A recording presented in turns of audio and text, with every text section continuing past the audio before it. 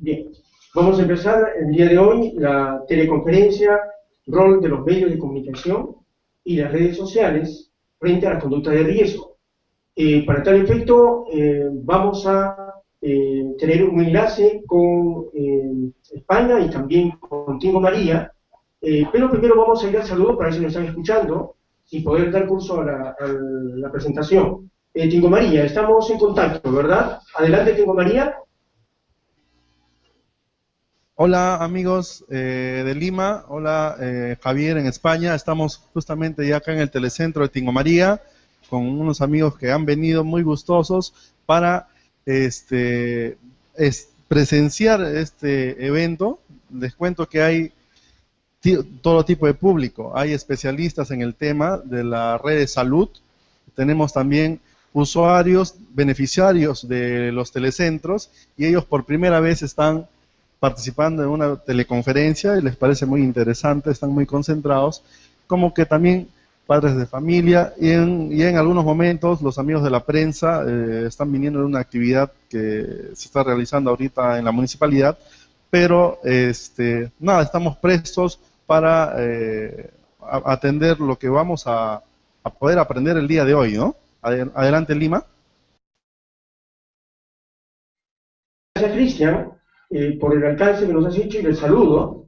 Y vamos a, entonces, antes de darle paso a nuestro amigo Javier Martín, mencionar que el expositor Javier Martín es el actual director general de la RIOT, es el licenciado en Ciencias de la Comunicación por la Universidad Complutense de Madrid, magíster en Dirección de Entidades sin ánimo de lucro por la Universidad Autónoma de Madrid, profesor visitante en diversas universidades de Latinoamérica, como Universidad de Managua, la Universidad de Santo Tomás de Bogotá, Universidad de Antioquia, Museo Social Argentino, y también profesor del módulo de comunicación en varios posgrados de universidades españolas. Vamos a dar paso entonces a nuestro amigo Javier Martín, para efecto de empezar esta transmisión. Adelante, Javier, buenos días. Buenos días para vosotros, buenas tardes para mí. Tenemos una diferencia horaria bastante grande, pero en primer lugar quiero agradecer el gran honor que supone para mí en persona y para la RIOT el que Pedro haya contado con nosotros para desarrollar esta teleconferencia de un tema que nos interesa a todos, a los profesionales, a los padres, a los usuarios, a los medios de comunicación. Es un tema del que se habla poco, pero que nos interesa mucho. A veces sin darnos cuenta estamos influidos, trataremos de ver eso a lo largo de la pequeña charla de hoy. Nos vemos influidos en lo que pensamos, en lo que hacemos por los medios, por las redes sociales y en realidad no somos conscientes de ello. Quería en esta primera toma de contacto con vosotros reiterar el agradecimiento por contar con la RIOT, conmigo en persona, para desarrollar esta teleconferencia. Adelante, Lina. Javier, entonces vamos a empezar por tu exposición. Vamos a tener tres bloques. En el primero vamos a escuchar tu exposición y luego vamos a hacer una pausa pequeña para el efecto de que nuestros visitantes puedan elaborar sus preguntas o comentario y con ello luego daríamos inicio al siguiente bloque. Por lo pronto, adelante, Javier, para escuchar tu exposición, antes que el clima nos pone una mala partida. Muy bien.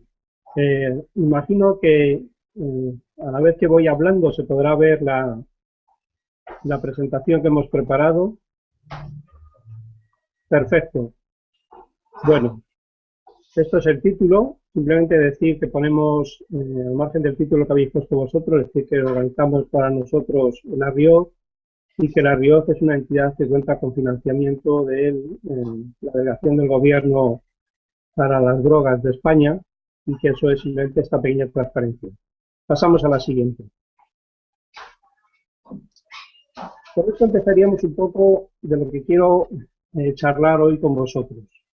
Imaginemos que cualquiera de los que estamos aquí salimos a la calle y preguntamos a cualquier persona que nos encontremos, adolescente, adulto, hombre, mujer, con estudios universitarios, con estudios básicos, analfabetos, personas que consumen drogas, personas que no consumen drogas, y les pondríamos una lista como esta delante. Y les podríamos preguntar, ¿cuáles de estas sustancias son drogas? Vosotros, los que estáis ahí, tanto en Tingo como en Tingo María, como en Lima, podríais seguramente completar esta ficha. Todos tenemos una opinión. Seguramente no me equivoco mucho si digo que heroína todos diréis que sí, el azúcar la mayoría diríais que no, la marihuana muchos diríais que sí, hay quien diría que no, la cocaína todo el mundo diría que sí, el éxtasis que sí, la lechuga todo el mundo que no, el chocolate pues la mayoría diría que no, alguno que sí, el hachís la mayoría que sí, alguno que no, el vino al 50%, el té algunos sí, otros no, el tabaco todo el mundo sí, el esmalte de uñas no, la sidra un porcentaje alto sí, otros que no, la ketamina, la mayoría diría que sí, puede que alguno diga que no sabe lo que es. No creo equivocarme mucho en esta pequeña relación que he hecho. Y si saliéramos a la calle y preguntáramos, pues tendríamos una opinión bastante parecida a eso. La pregunta que hay que hacer a continuación sería, ¿y por qué tenemos esa opinión? ¿Por qué tenéis esa opinión? Os lleva a decir que la heroína claramente es una droga, y todos decís que sí, y a decir que, por ejemplo, la lechuga no lo es. ¿Cuántos de los que estáis aquí presentes o cuántas de las personas que pudiéramos preguntar por las calles son bioquímicos para poder hacer un análisis de estas sustancias en un microscopio y tener opinión real de si son o no drogas? Bueno, la realidad es que ninguno, el 0% de las personas que estáis ahí, el 0% de las personas que vemos por la calle, tienen en realidad acceso directo a información suficiente que les permitiera decir si esas sustancias son o no son drogas. Entonces, ¿por qué tenemos esa opinión? Y en este sentido de que no está claro que podamos tener esa información por acceso directo a información de una fuente primaria, y me parece que alguien nos lo ha dicho, alguien nos lo ha enseñado, lo hemos aprendido de fuentes secundarias, hay que hacerse la pregunta de hasta qué punto esa respuesta que estamos dando, que tenemos tan claro que es o no droga, es correcta o puede haber alguna falsedad. Porque además esa opinión que tengamos nos va a llevar a consumir o no consumir, a consumir pequeñas cantidades o no grandes cantidades. Porque si decidimos o tenemos la opinión de que es o no droga, creemos que hay una serie de indicios de riesgos, de peligros asociados o no asociados. Pero la realidad es que esa opinión no es nuestra. Nos la han imbuido, nos la han embutido dentro de nuestro cerebro durante un montón de años. Y es la opinión de otras personas, de otras instituciones que nos han enseñado y nosotros hemos aprendido y no tenemos argumentos para debatirla o para ratificarla. Luego, de ejemplo, podría decir que además esto es una cosa que va cambiando con el tiempo. No tenemos mucho tiempo para perder, pero podría decir que la heroína, la mayor parte de la historia de la heroína, desde que se creó, ha sido un medicamento, no ha sido una droga. La heroína la inventaron en los laboratorios para trabajar con unos enfermos que eran la gente que tenía adicción a la morfina. Podemos decir que el éxtasis es un medicamento durante mucho tiempo que se utilizó, se inventó, se desarrolló para combatir la anorexia, que luego se prohibió por los efectos secundarios y que la mayor parte de la historia de la humanidad el éxtasis ha sido utilizado por los gobiernos para hacerlo a sus soldados cuando levantaban la batalla.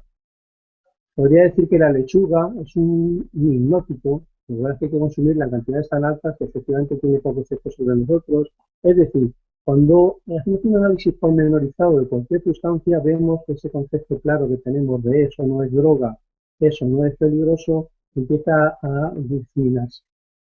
Bueno, lo que hay que decir es que quién es esa persona, esas personas, esas instituciones que nos han ido convenciendo de la verdad de estas cuestiones.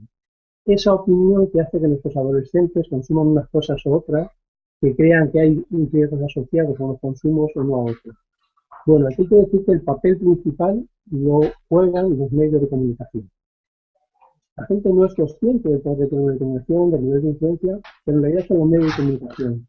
Porque incluso cuando este tipo de opiniones nos las dicen nuestros padres, los profesores, adultos que tenemos alrededor, profesionales, o el grupo de igual de nuestros amigos, La mayoría de esas veces esas personas tienen esa información por lo que hace años que escuchan en la televisión, en la radio, leen en los periódicos y las nuevas generaciones ven en las redes sociales. Es decir, que sea de manera directa ante nosotros mismos, o sea de manera indirecta a través de otras personas que nos van a hablar, son los medios los que van generando en nosotros opiniones sobre las redes. Siguiente transparencia. De tal manera que lo reconozcamos o no, y hay muchos estudios que ya lo tienen demostrado, podríamos decir que vemos el mundo, no, nosotros hoy nos dedicamos al tema de drogas, vamos a hablar sobre el tema de drogas y problemas asociados, pero podríamos decir que en realidad vemos el mundo a través de los medios de comunicación. Hoy el mundo es muy grande, está muy globalizado. Hace 300 años uno vivía en una aldea pequeña y seguramente tenía acceso a casi todo. Sabía cómo se fabricaba el pan, cómo se producían los alimentos, el herrero, cómo podía trabajar la herrería. Es decir, casi todo el mundo tenía acceso directo a saber cómo eran las cosas, conocía casi todos los vecinos, sabía qué les ocurría. Hoy el mundo es muy grande, hoy el mundo es la tierra entera. Ocurren tantas cosas que es imposible que tengamos acceso directo. Y son los medios de comunicación los que se encargan de hacernos llegar un pequeño resumen de cómo es el mundo. Pero a la vez que hace ese pequeño resumen, nos lo enseñan de una manera determinada. Y eso al cabo de un día, otro día, un mes, otro mes, un año, otro año y varias generaciones, pues hace que los medios de comunicación decidan cómo es el mundo que vemos y nosotros pensemos que eso es la realidad. Pero eso solamente es una mirada parcial en la realidad. Siguiente.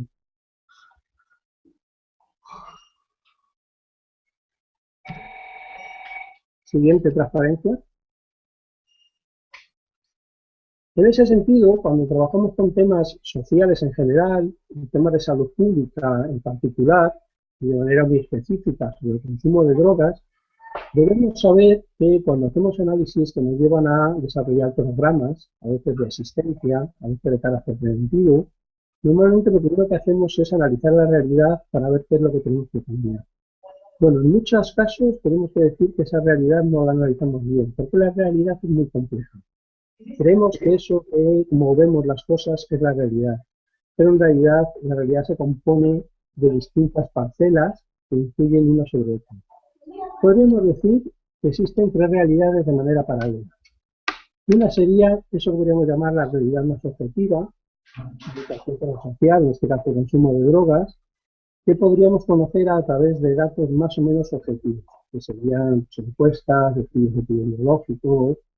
Es verdad que cualquier país, Perú, o una ciudad, Lima, o una ciudad más pequeña, Tingo María, podría analizar, por ejemplo, con datos, cuántas personas fallecieron en los últimos años sobre el consumo de drogas, qué sustancias, habían consumido la droga sola o eran mezclas, qué edad tenían las personas cuando fallecieron, las personas que no han fallecido pero tienen problemas, qué edades tienen estudios, no tienen estudios, tienen otros problemas de salud.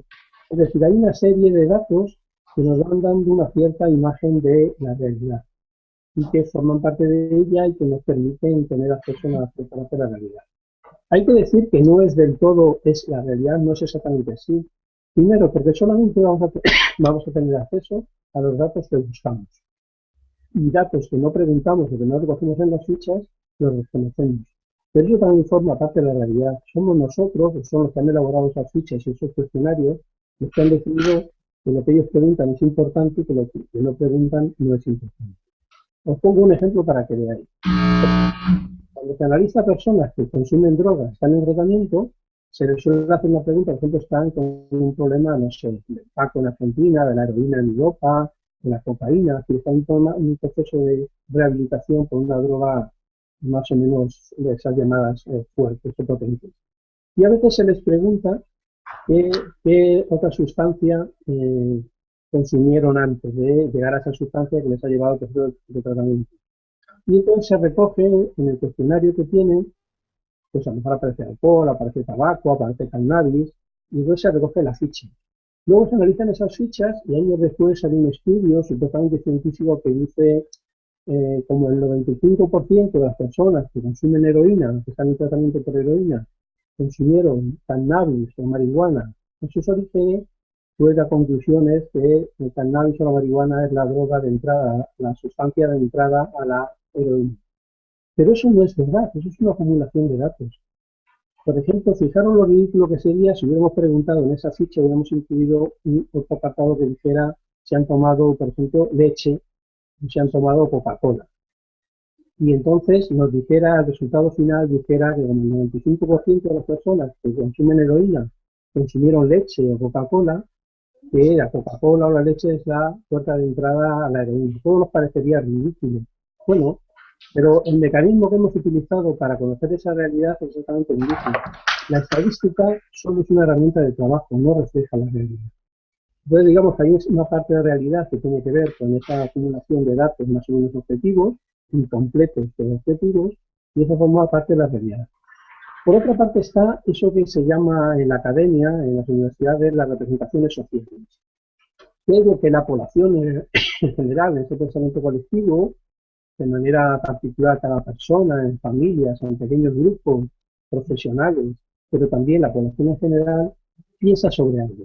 Piensa, por ejemplo, si tal sustancia es peligrosa o no es peligrosa, si tal sustancia es adictiva o no es adictiva, si está de moda y es reclutadores tomar tal sustancia o no, si tal sustancia te lleva a la marginación social, a la exclusión social, si tal sustancia va a tener efectos sobre tu salud, no solamente sobre psique. Hay una imagen que tenemos sobre todo relacionado con las sustancias.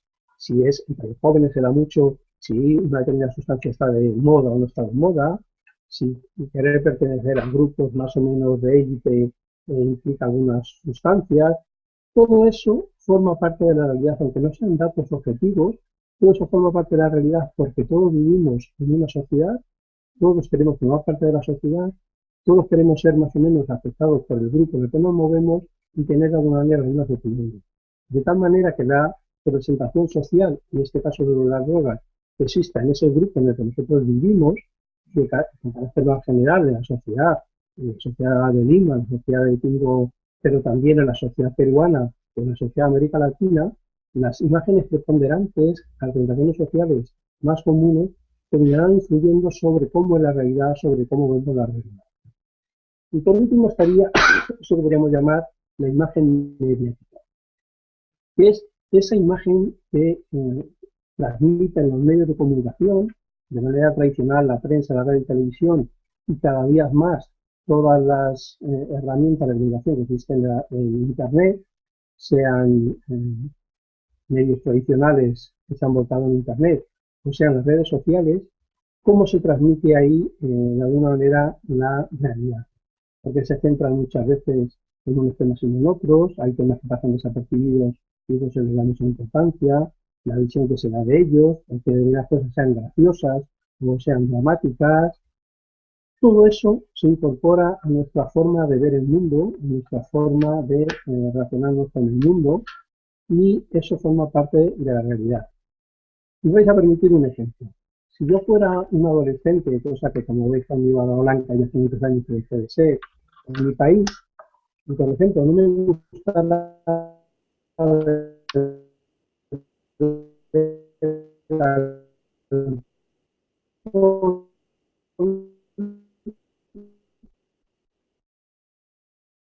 seguramente, si me quisiera ver la televisión o ver las redes sociales, mi primer deseo es jóvenes en mi país. Aparecen en medio de comunicación, sea en una teleserie, en una serie de ficción, sea en las páginas informativas de un periódico, de una radio, de un informativo en televisión. En las redes sociales se relacionan a los jóvenes siempre con el consumo de sustancias psicoactivas, normalmente con el alcohol. Entonces, yo podría pensar que qué raro soy, porque cuando los medios de comunicación, pues de alguna manera dicen que reflejan la realidad, hablan de los jóvenes y solo hablan de ellos en su relación con el alcohol. Si yo no consumo alcohol, yo soy una persona rara. Como no quiero ser un excluido social, seguramente mi deseo primario sería, bueno, voy a consumir para ser como los demás. Porque los medios de comunicación dicen como la realidad, como ellos dicen que la realidad es que los jóvenes consumen, y parece que solamente consumen lo que todos los jóvenes consumen, yo voy a terminar consumiendo. Estas son las cosas que debemos la realidad por intervenciones espontáneas, porque son las que conforman cómo vemos y cómo vemos a los adolescentes del mundo. Siguiente transparencia.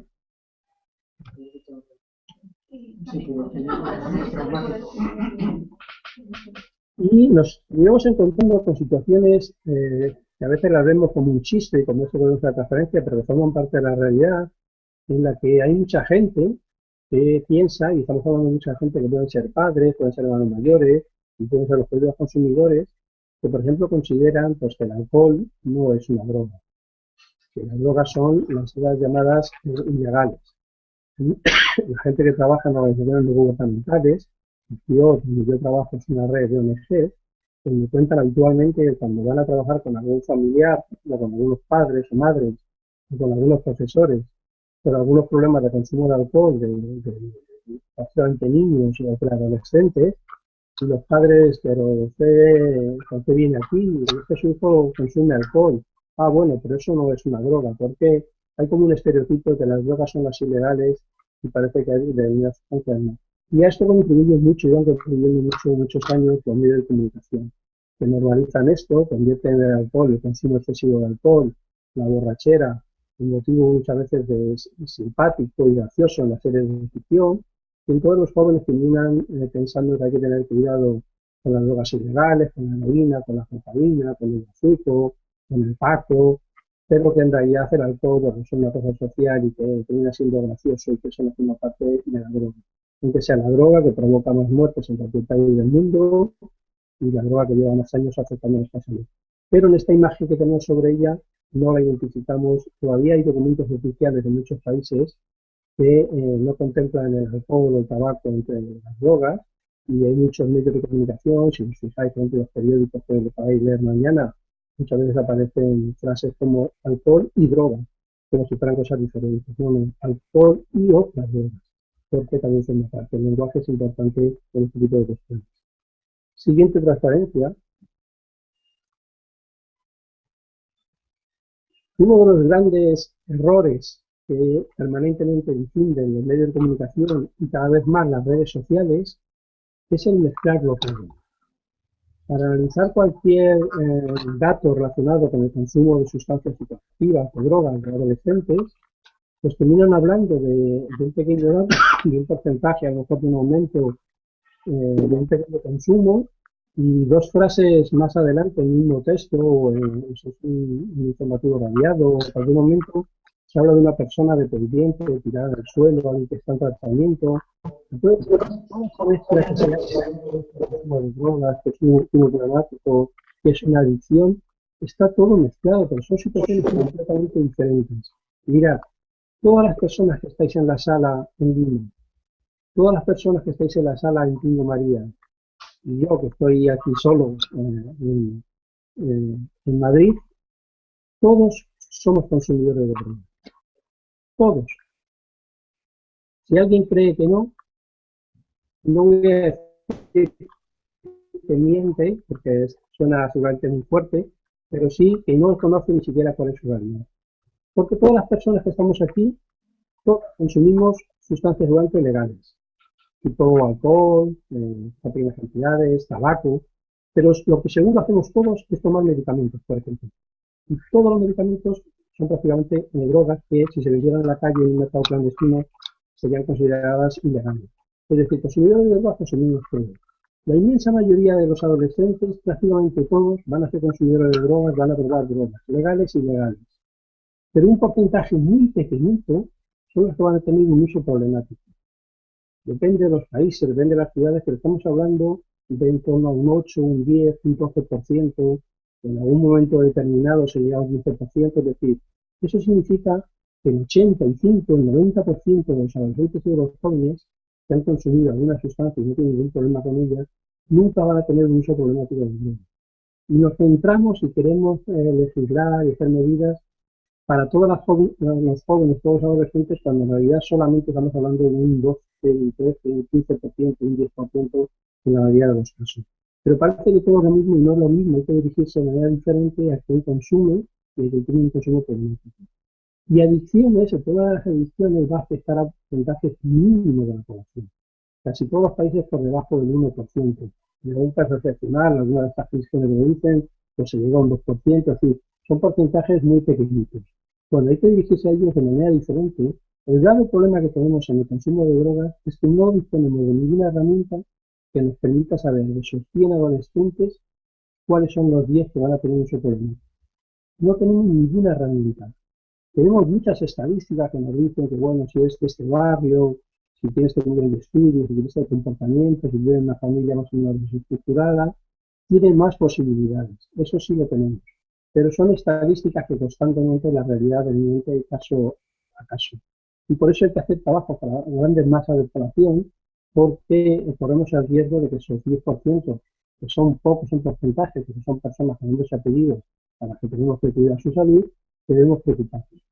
Y todo este mejunje que hacemos de consumo de drogas, de consumo problemático, de adicciones, tiene mucho que ver con lo que dicen los medios de comunicación, que lo tratan todo igual. El consumo de una pequeña cerveza, una única cerveza entre una pareja termina siendo motivo de alcoholismo, sin saber cómo se llega, parece que todo el mundo que pueda consumir alguna sustancia va a acabar teniendo algún problema de adicción, pero todo eso no es real. Todo eso es una especie de reducción de la realidad que es muy compleja y los medios de comunicación lo que hacen es algo muy estereotipo, demasiado sencillo como para explicar una realidad. El problema es que muchas veces esto influye ya no solamente en los padres que terminan teniendo miedo de que su hijo termine con un problema de adicción, que a lo mejor tiene un consumo muy esporádico y termina teniendo un comportamiento a lo mejor alarmista y problemático, pero el gran problema que tenemos es que muchas veces son los altos dirigentes de los países, los gobernantes, los que muchas veces toman decisiones en función de algunos titulares de los medios de comunicación, los informativos con los que abren los informativos de televisión, y van dirigidos en realidad a un 1% de la población, a esas personas que tienen un problema grave de adicción, pero en realidad se están aplicando a toda la población por alarmados por ese 1%, y eso no es justo, eso no es sensato, y sobre todo eso es un desperdicio de recursos. Hay que plantearse que no es lo mismo consumir drogas que tener un uso problemático, que tener un problema de adicción. Y los medios de comunicación esto no lo están transmitiendo bien y nosotros estamos perdiendo la capacidad de ver la realidad tal como es y cada vez creemos que todo forma parte de lo mismo. Siguiente transparencia. En las facultades de ciencias de la comunicación, de periodismo, de comunicación social, en cada país tiene nombres diferentes, una de las cosas que enseñan es que el periodismo es poner luz sobre algo. Todos podéis imaginaros una situación en la que la habitación en la que estáis estuviera totalmente oscura y alguien enciende una cerilla, en este caso una vela, para iluminar algo. Y esa vela la terminaremos acercando pues, a una esquina, a una mesa, a una silla. Bueno, los que trabajan estas cosas de la comunicación dicen que eso es de periodismo, llevar la luz a zonas de la realidad que permanecen oscuras y que se quieren iluminar. Pero la realidad es que cuando tenemos esa misma cerilla, esa vela, lo primero que se ilumina son nuestras manos. Esto significa que los primeros que quedamos iluminados somos nosotros y a veces la propia sustancia sobre la que hablamos o la propia organización. Cuando a veces los medios de comunicación dan información sobre una sustancia que ha aparecido de manera esporádica, que hay un único, por ejemplo, consumidor en nuestro país, ha aparecido un caso muy extraño, hay veces que esa información en realidad es muy contraproducente, porque lo que está ayudando es a difundir que existe esa sustancia. Hay veces que los medios de comunicación son la mejor herramienta de marketing de muchas de las sustancias novedosas que han aparecido. Yo viajo bastante por América Latina y el último año he asistido a un espectáculo increíble en muchos países. El año pasado se detectaron varios casos de una droga nueva que había aparecido en Rusia, el cocodril, que habéis visto fotos en internet, habéis visto fotos en algún informativo de televisión, que uno de los efectos que produce es que come la carne, parece como la antigua lepra, que deja trozos de carne que se pierden. Bueno, me ha parecido asistir durante el último año una especie de carrera de todos los medios de comunicación de América Latina en diferentes países, como para descubrir el primer caso de cocodrilo que hubiera en su país, en México, en Guatemala, en Argentina. No hay ningún caso documentado en ningún país. Pero parece que los medios de comunicación que no hacen más que difundir, es raro pasar unas semanas sin oír hablar de esa droga, que en ninguno de vuestros países hoy por hoy supone ningún peligro, ninguna posibilidad de beneficio para vuestros hijos. Parece que el objetivo es descubrir y a ver si hay suerte y llega pronto, porque eso es lo novedoso. Los medios de comunicación se obsesionan, y las redes sociales también, tal vez más frecuentemente, por lo novedoso, por lo más raro, por lo más extraño. Pero eso no es lo más importante. Mirad, hay un chiste que se cuenta en los medios, cuando estudias periodismo, se cuentan un chiste y dicen, ¿cómo descubrir a alguien que trabaja en un medio de comunicación? Bueno, imaginemos que después de la Segunda Guerra Mundial se hace una rueda de prensa y alguien da a conocer los datos de lo que ha sido la represión de los nazis. Y dice, los nazis mataron a 6 millones de judíos y a un dentista. Bueno, en la sala habrá una persona que se levante y diga, ¿y por qué a un dentista? Ese es el periodista, el que se queda con lo anecdótico, con lo raro, pero pierde a los 6 millones de judíos, a lo importante. Bueno, los medios de comunicación muchas veces están haciendo una labor que no es exactamente informativa, sino que podríamos decir que es de marketing social, de determinadas sustancias, de determinadas modas entre los jóvenes, que son muy minoritarias y en el sentido de que empiezan a ser difundidas por los medios de comunicación o que las redes sociales las hacen correr como pólvoras, pasan de ser muy minoritarias a algo más importante, no diría mayoritarias, porque nunca lo son, pero algo más importante porque precisamente ayudan a difundirlas. Pero estas son las cosas que es un mal trabajo de los medios y tenemos que empezar a denunciar y a trabajar sobre eso. Lo importante no es lo doloroso, no es lo malo. Lo importante es lo importante. Nos afecta a muchas personas. A grupos importantes de adolescentes.